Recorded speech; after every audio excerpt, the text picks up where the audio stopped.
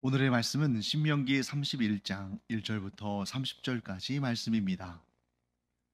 또 모세가 가서 온 이스라엘에게 이 말씀을 전하여 그들에게 이르되 이제 내 나이 120세라 내가 더 이상 출입하지 못하겠고 여호와께서도 내게 이르시기를 너는 이 요단을 건너지 못하리라 하셨느니라. 여호와께서 이미 말씀하신 것과 같이 내 하나님 여호와께서 너보다 먼저 건너가사 이 민족들을 내 앞에서 멸하시고 내가 그 땅을 차지하게 할 것이며 여호수아는 내 앞에서 건너갈지라. 또한 여호와께서 이미 멸하신 아모리 왕 시온과 옥과 및 그 땅에서 행하신 것과 같이 그들에게도 행하실 것이라. 또한 여호와께서 그들을 너희 앞에 넘기시리니 너희는 내가 너희에게 명한 모든 명령대로 그들에게 행할 것이라. 너희는 강하고 담대하라. 두려워하지 말라. 그들 앞에서 떨지 말라. 이는 내 하나님 여호와 그가 너와 함께 가시며 결코 너를 떠나지 아니하시며 버리지 아니하실 것임이라 하고, 모세가 여호수아를 불러 온 이스라엘의 목전에서 그에게 이르되 너는 강하고 담대하라. 너는 이 백성을 거느리고 여호와께서 그들의 조상에게 주리라고 맹세하신 땅에 들어가서 그들에게 그 땅을 차지하게 하라. 그리하면 여호와 그가 내 앞에서 가시며 너와 함께 하사 너를 떠나지 아니하시며 버리지 아니하시리니 너는 두려워하지 말라. 놀라지 말라. 또 모세가 이 율법을 써서 여호와의 언약궤를 매는 레위 자손 제사장들과 이스라엘 모든 장로에게 주고, 모세가 그들에게 명령하여 이르기를 매 7년 끝에 곧 면제년의 초막절에 온 이스라엘이 내 하나님 여호와 앞 그가 택하신 곳에 모일 때에 이 율법을 낭독하여 온 이스라엘에게 듣게 할지니, 곧 백성의 남녀와 어린이와 내 성읍 안에 거류하는 타국인을 모으고 그들에게 듣고 배우고 내 하나님 여호와를 경외하며 이 율법의 모든 말씀을 지켜 행하게 하고, 또 너희가 요단을 건너가서 차지할 땅에 거주할 동안에 이 말씀을 알지 못하는 그들의 자녀에게 듣고 내 하나님 여호와 경외하기를 배우게 할지니라. 여호와께서 모세에게 이르시되 내가 죽을 기한이 가까웠으니 여호수아를 불러서 함께 회막으로 나아오라. 내가 그에게 명령을 내리리라. 모세와 여호수아가 나아가서 회막에 서니 여호와께서 구름 기둥 가운데에서 장막에 나타나시고 구름 기둥은 장막 문 위에 머물러 있더라.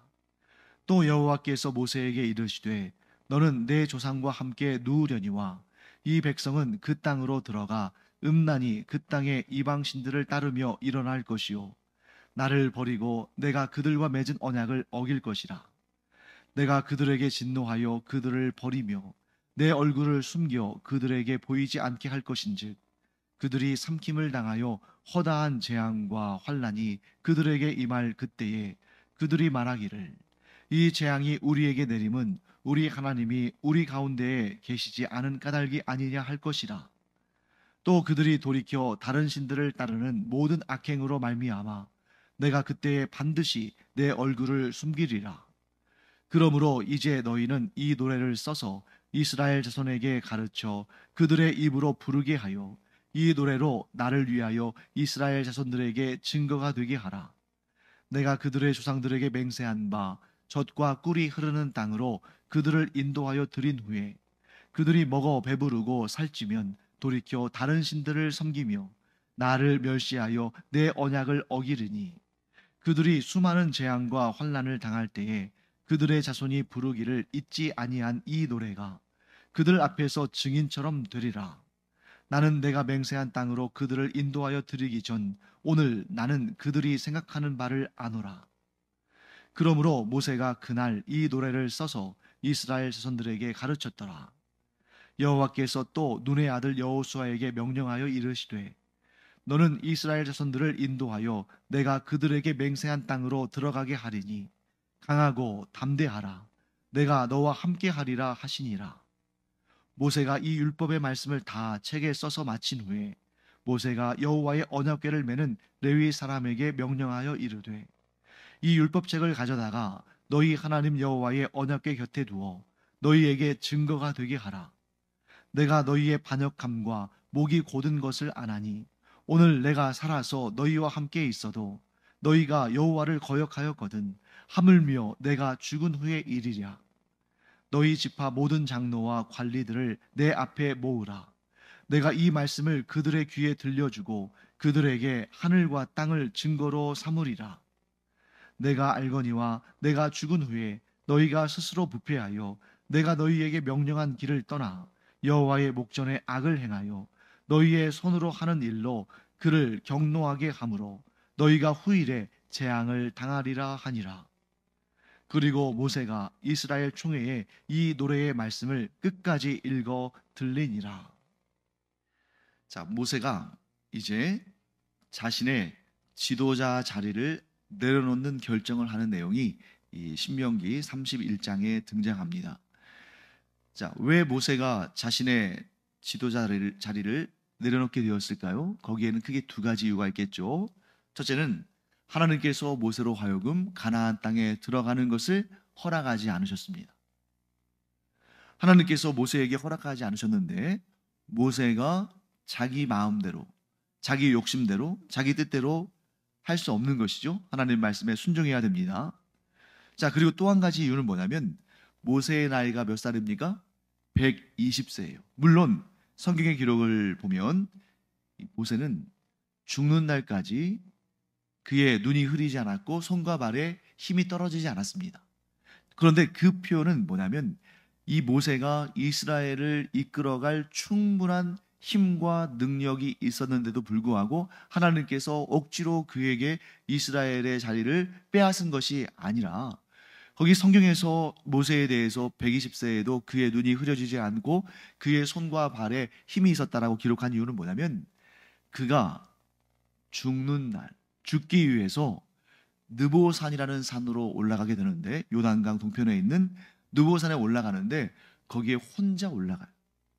즉 다른 사람들에게 뭐 부축을 받거나 다른 사람들이 그를 또 이렇게 실어서 혹은 뭐 뉘어서 그를 이렇게 붙들고 간 것이 아니라 그가 자기의 발로 자기의 눈으로 그 산길을 또렷이 보고 자기의 손과 발로 그 산에 올랐다는 것을 말씀하는 것입니다. 그리고 분명히 오늘 모세도 알고 있고 하나님도 그렇게 말씀하시듯이 이제 모세의 생명이 얼마 남지 않았다는 것을 모세도 알고 있었다는 것이죠. 자, 그렇기 때문에 그가 이제 더 이상 욕심을 내지 않습니다. 자, 처음에 하나님께서 모세에게 너는 가나안 땅에 들어갈 수 없다라고 말씀하셨을 때 모세가 너무너무 섭섭해하면서 부디 저로 하여금 한 발자국만이라도 이 가나안 땅을 밟아보게 해달라고 그렇게 하나님께 애원했습니다만 그러나 본인도 이제 아는 거예요. 그렇기 때문에 자기의 욕심을 내려놓고 하나님의 뜻에 따르기로 순종을 한 것입니다. 자, 그리고 나서 이제 모세가 자신의 뒤를 이어서 이스라엘 백성들을 이끌어갈 여호수아와 또 여호수아의 인도를 받아서 가나안 땅에 들어가서 이제 이 가나안 땅을 차지하기 위한 전쟁을 해야 되는 이스라엘 민족, 이스라엘 족속에게 이렇게 명령합니다. 뭐라고 말하냐면 당부하는 것이죠. 강하고 담대하고 두려워하지 말아라. 자, 보통 여러분 이런 말은 모세만 하는 게 아니라 이 세상에 있는 하나님을 경외하지 않고 하나님을 믿지 않는 사람들도 다 이런 말 하잖아요.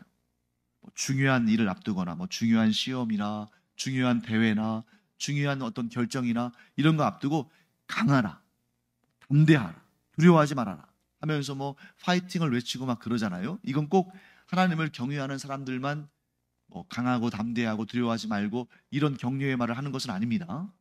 그런데 이 본문의 말씀에 아주 중요한 내용이 나오는데 모세가 이스라엘 백성들과 여호수아에게 강하고 담대하고 두려워하지 말아라 이렇게 말하는 그 근거가 뭐냐면 자, 세상 사람들도 그런 얘기 하잖아요. 막 칭찬하고 격려하고 막 이러면 좋은 결과가 나온다. 실제로 그렇죠. 뭐 그 사람에게 어떤 중요한 일을 앞두고 있는 사람에게 또는 어떤 사람들에게 너는 할 수 없어. 너는 능력이 없어. 너는 뭐 이제 이 세상 사람들 그러잖아요. 너는 복이 없고 너는 팔자가 사납고 막 이러면서 막 그 힘을 깎아내리는 것보다는 근거 없음에도 불구하고 할 수 있어. 또 담대하면 충분히 이길 수 있어. 막 이렇게 격려하고 이 힘을 실어주는 것이 훨씬 좋은 결과가 나오는 것은 당연한 거 아닙니까? 그런데 모세는 단지 근거 없이 그렇게 막 힘을 실어주고 격려하고 하면 그들이 잘할 것 같아서 그런 말을 하는 것이 아닙니다. 세상 사람들은 이렇게 생각해요. 똑같은 상황이라도 더 강한 마음을 가지고 담대한 마음을 가지고 두려워하지 않으면 좋은 결과를 낼 수 있다. 이렇게 말하지만 모세는 그렇게 말하는 것이 아니라 이렇게 말하는 것입니다. 너희가 강하고 담대하고 두려워하지 않을 수 있는 근거는 너희보다 하나님께서 먼저 그 땅에 가셔서 그 땅에서 우상을 섬기며 하나님의 그 진노를 사는 그 이방 백성들, 우상을 섬기는 자들을 하나님께서 친히 멸하실 것이며 그 땅의 주인이신 하나님께서 그 땅을 너희에게 주시기로 결정하셨으니 너희는 그 사람들을 보고 그 사람들의 군사력을 보고 그 사람들의 무기를 보고 그 사람들의 숫자를 보고 두려워할 필요가 없다. 너희가 강하고 담대하고 두려워하지 않는다는 것은 단지 그냥 마음속으로 그런 생각을 하는 것이 아니라 이미 그 땅에서 일하고 계시는 하나님을 보고 하나님의 역사를 보고 하나님을 믿음으로 말미암아 강하고 담대하고 두려워하지 않아야 된다 하는 것입니다. 즉 강하고 담대하고 두려워하지 않음으로 말미암아 내가 무슨 일을 더 잘하고 내가 어떤 성과를 거두고 기왕이면 그렇게 하는 것이 더 좋은 결과를 가지고 그런 차원이 아니라 하나님을 믿음으로. 자, 그렇다면 이것을 반대로 생각하면 이렇게 할 수 있겠죠. 하나님을 믿는 자가 강하지 못하고 약하고 담대하지 못하고 속이 막 소심해지고 두려워하지 않는 것이 아니라 막 매사에 두려워하고 하는 것은 불신앙의 표현이다. 그리고 그것은 죄다. 하나님은 불신앙의 죄를 짓는 자들에게 하나님께서 약속하신 그 위대한 역사들을 이루지 않으십니다. 왜요? 신앙이 없는 상태에서 하나님의 그 놀라운 일들을 경험하면 그것이 하나님께로부터 왔다고 생각하지 않아요. 다른 데서 이유를 찾습니다. 그렇게 그 놀라운 역사를 보기 전에는 막 두려워하고 막 겁에 질려 있고 그러면서 오히려 그런 놀라운 역사를 보게 되면 마치 자신이 한 것처럼 혹은 다른 무엇인가가 도와준 것처럼 그렇게 생각한다는 거죠. 하지만 하나님을 믿음으로 말미암아 강하고 담대하고 두려워하지 않은 상태에서 그 현장에 가서 하나님께서 행하신 놀라운 일들을 보면 뭐라고 고백하게 돼요? 하나님께서 하신 일이구나. 하나님께서 역사하셨구나. 그래서 우리 일본 단기 선교팀이 이제 지난 한 주간 동안 일본에 가서 사역을 하고 돌아왔죠. 그런데 모든 것을 하나님께 맡기고 모든 것을 하나님께 의뢰하면 그 모든 것이 하나님께서 이루신 일임을 알고 감사하고 기뻐할 수 있습니다. 대만에 48년 만에 가장 강력한 태풍이 왔다 하더라도 사람의 힘으로 뭘 할 수 있겠어요? 아무리 강한 나라, 아무리 강한 뛰어난 기술이라 할지라도 그 태풍 하나, 아니 그렇게 강한 태풍이 아니라 작은 태풍 하나 없애지 못하는 것이 현실 아닙니까? 그런 상황에서 두려워하고 걱정하고 염려하지 않을 사람이 어디 있겠어요? 다 두려워하고 다 걱정하고 염려합니다. 그럼에도 불구하고 하나님을 믿음으로 믿음의 발걸음을 떼면 어떤 고백이 나오는 거예요? 이게 우연히 된 일이 아니고 우리가 잘해서 된 일도 아니고 누가 도와줘서 된 일도 아니고 하나님께서 역사하신 것이구나 하는 것을 알게 된다는 것입니다.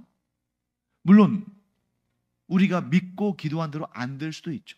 그러나 항상 기억하십시오. 우리가 믿고 기도한 대로 안 된다는 것은 오히려 우리가 생각하는 우리의 믿음과 우리의 생각을 넘어서는 하나님의 더욱더 크신 역사가 일어나는 경우 그거 하나밖에 없어요. 내가 믿고 기도한 대로 이루어지지 않는 경우는 내가 믿고 기도한 것보다 더 큰 것, 더 위대한 역사를 이루시는 하나님의 그 뜻, 그거 외에는 없다는 것입니다. 그러므로 우리는 어떤 때든지 간에 강하고 담대하고 두려워하지 않을 수 있습니다. 심지어 내가 믿고 기도한 대로 이루어지지 않을 때에도 오히려 더 강하고 담대하고 두려워하지 않을 수 있다. 왜? 더 위대한 역사를 이루시는 하나님의 뜻이 그 가운데 있으니까. 그러므로 그리스도인은 어떤 사람입니까?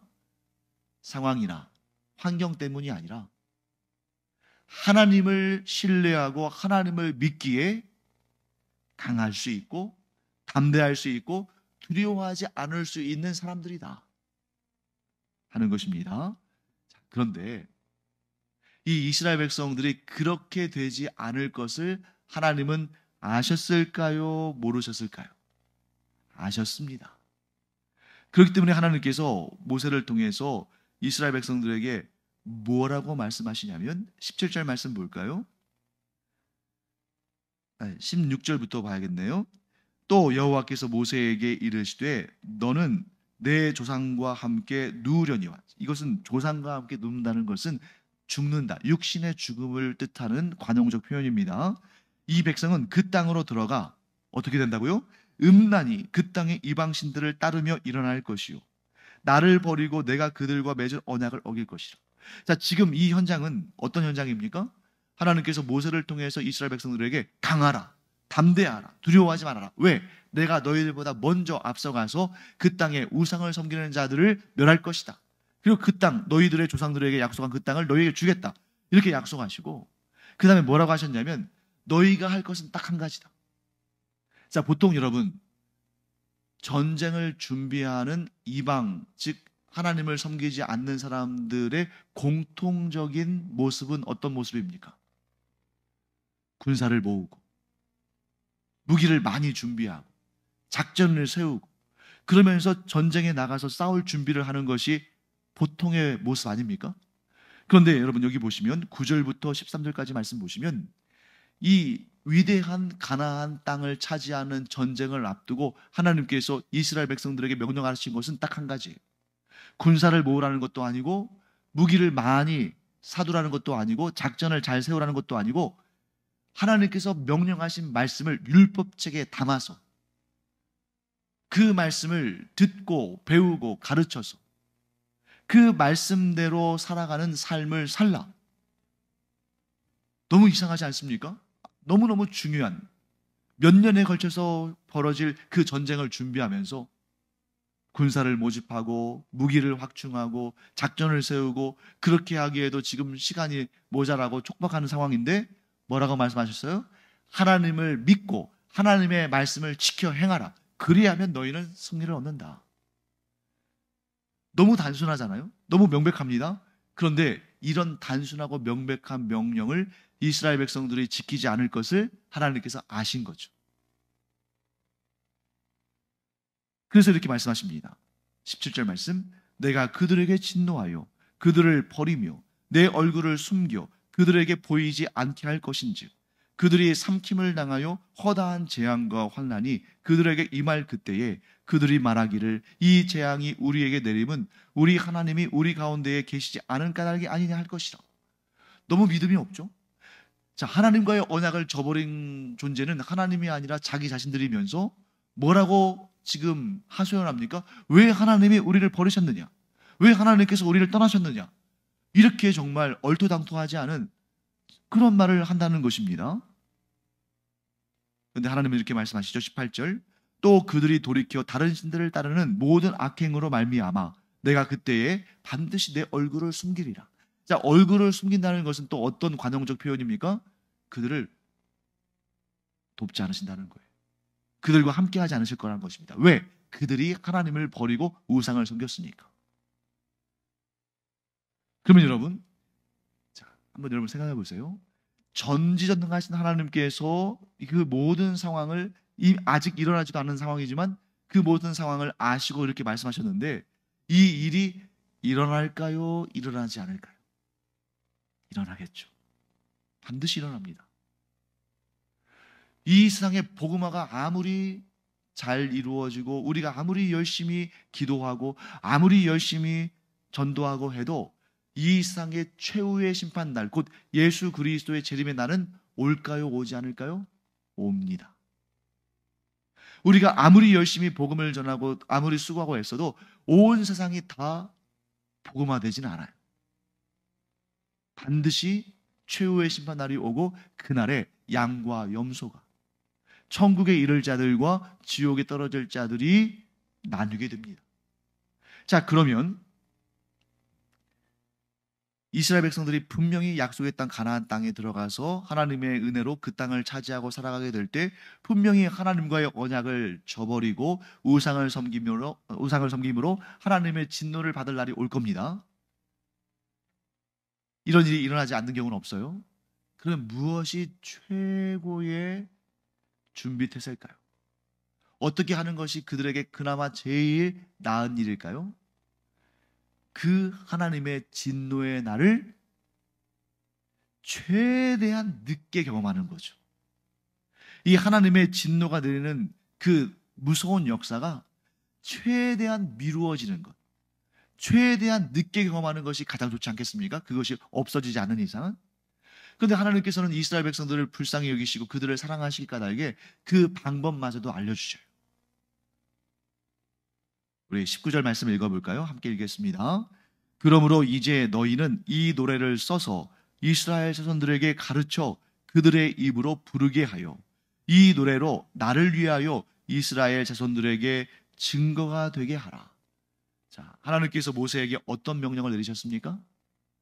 하나님께서 이 저주와 축복과 저주를 그들에게 어떤 경우에 행하시는지 그것을 하나님께서 다 정확하게 말씀하셨잖아요.